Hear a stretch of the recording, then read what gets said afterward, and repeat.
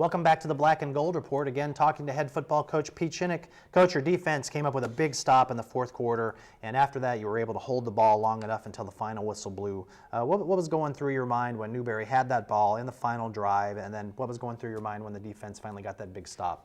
Well, in the big stop, we were trying to get them out of rhythm a little bit, and we were finally able to get into a second and long situation. I felt once we did something positive on first down there, I felt like we had a good chance of shutting them down. And then really, 4 plays in a row, our defense played fantastic, and so that was fun to see.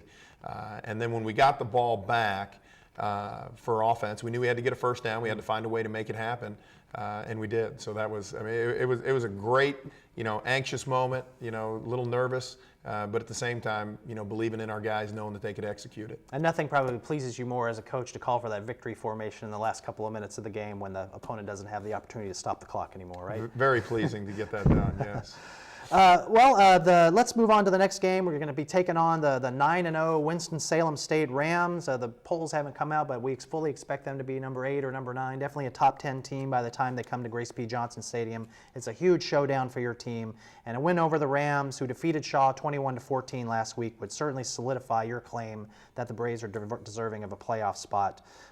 You played them last year. They beat us 21-7, if I remember correctly, at their place. How are you describing this game to your players? Well, it's really not any different than we've described the last 3, because in order to be in this situation, we had to take care of the first 3. We made a run on the road knowing that we had to get here. We beat Tusculum at home, and we got ourselves to 4-2, and then we said, okay, we got to go on the road. And every game's a big game because it's the next game we're playing. So as we talk to our guys, it's, we're just going to continue to try to get better at what we're doing. We talked earlier about, are we peaking? Are we playing our best football? We think we are. And so what we're looking for when we play Winston-Salem State is for us to just continue to get better and play to the level that we think we're capable of. Very talented group, though. I mean, they are a very talented football team. Well, we're hoping for, as I said, the polls haven't come out yet as of this taping, and we're hoping for a top 25 showdown where the Braves were 27th receiving votes last week. Hopefully they will crack the poll when it comes out today.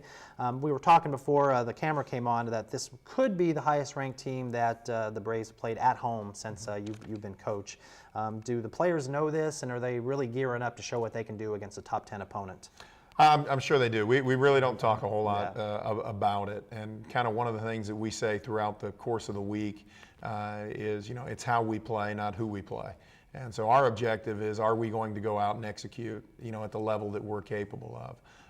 I think it'll be a great experience, and I think it'll be a fun atmosphere for our guys to play in. We're very excited to get home and be in front of our home crowd and to be able to sleep in our own beds on Friday night and not have to travel and not have to, do the things that we've had to do the last 3 weeks. So perfect timing for this to take place. Well, their team numbers are scary. I was doing a little research before the show. They score 44 points a game, 480 yards per game. They only allow 68 yards rushing a game, which goes against what UNCP tries to do. What do you have to do to stop the Rams and pull out a victory here?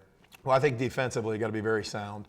Because they can throw. I think they're one of the more balanced teams in the country, throwing for about the same amount as they rush for. Nick Cooper, very talented running back, and they balance it up with a very efficient and effective passing game. And then for us, offensively, we just got to keep doing what we're doing.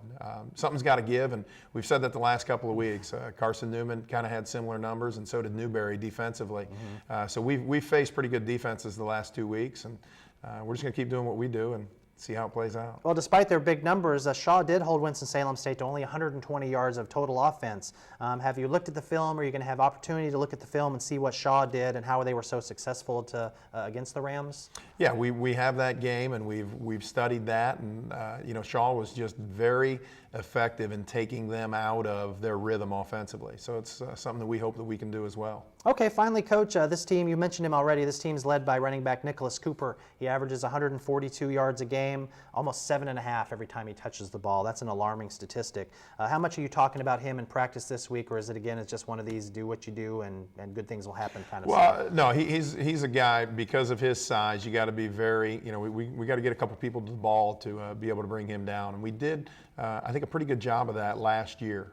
He broke a couple on us, but for the most part, we rallied, came to balance, and were able to attack Nick. He's one of the larger backs you'll see in Division II. And part of the reason he's averaging 7 yards a carry is because the first guy normally doesn't get him down. Right. So he's a little bit of a load, very talented young man. Well, good luck, Coach. We're excited about this game. We're looking forward to having the Braves at home again this weekend. When we come back, we're going to talk about the 2011-2012 Lady Braves basketball season with Coach John Haskins.